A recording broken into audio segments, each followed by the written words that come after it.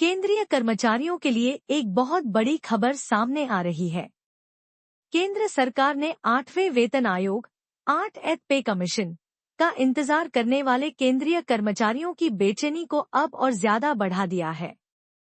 विश्वसनीय सूत्रों से पता चला है कि आने वाले समय में केंद्र सरकार 8वें वेतन आयोग का गठन नहीं करने वाली है।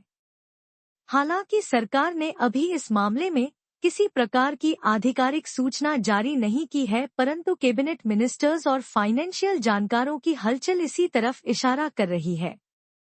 जैसा कि सब जानते हैं, वर्तमान में 7वें वेतन आयोग के अंतर्गत केंद्रीय कर्मचारियों को वेतन दिया जा रहा है। इस 7वें वेतन आयोग को 2026 में 10 वर्ष पूरे हो जाएंगे और देश में हर 10 वर्ष में नया वेतन आयोग लागू करने की परंपरा रही है। ऐसे में 2026 में नए वेतन आयोग को लागू करने के लिए सरकार को 2024 से ही 8वें वेतन आयोग के गठन को आरंभ कर देना चाहिए था, परंतु सरकार अब तक इस मामले में ढिलाई बरतती रही। वहीं अब कहा जा रहा है कि 8वें वेतन आयोग को देश में लागू नहीं किया जाएगा, बल्कि नया पे मैट्रिक्स गठित किया जाएगा। जानकारों की माने तो सरकार अब वेतन आयोग का गठन रद्द करने वाली है। मतलब अब हर 10 साल में नए वेतन आयोग का गठन नहीं किया जाएगा, बल्कि एक नया ट्रेंड लागू किया जाएगा। इस नई सैलरी ट्रेंड को कर्मचारियों के परफॉर्मेंस के आधार पर गठित किया जाएगा।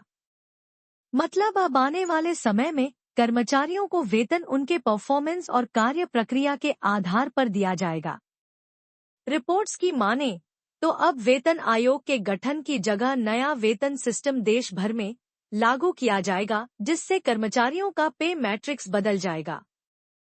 हालांकि उम्मीद की जा रही है कि इस प्रस्ताव के लागू होते ही कर्मचारियों की कार्य क्षमता में काफी बेहतरी देखी जाएगी और विभागों में भी डिसिप्लिन आएगा। केंद्र सरकार काफी लंबे समय से 8वें वेतन आयोग के गठन पर किसी प्रकार का कोई बयान नहीं दे रही है और न ही कर्मचारी संगठनों से प्रस्ताव आमंत्रित कर रही है।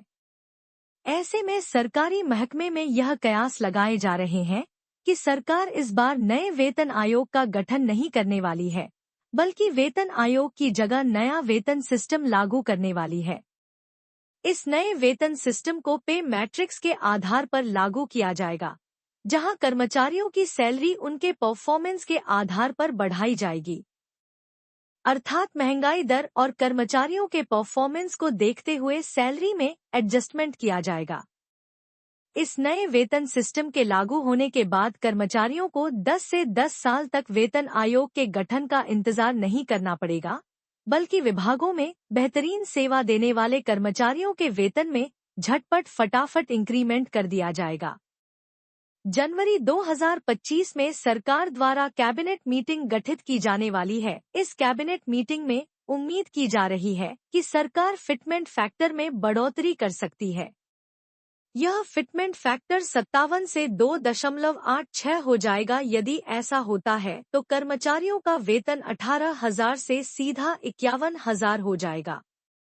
इसके अलावा आने वाले समय में जब तक नया वेतन मैट्रिक्स लागू नहीं होता, तब तक कर्मचारियों के महंगाई भत्ते को भी बढ़ाया जाएगा और 2025 की पहली छमाही में कर्मचारियों के महंगाई भत्ते में 3% की वृद्धि की जाएगी।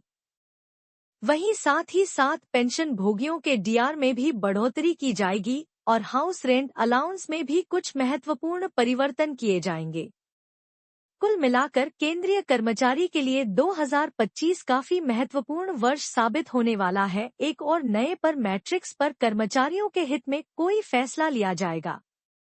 वहीं साथ ही साथ फिटमेंट फैक्टर और डीआर बढ़ोतरी पर भी जरूरी घोषणा की जाएगी।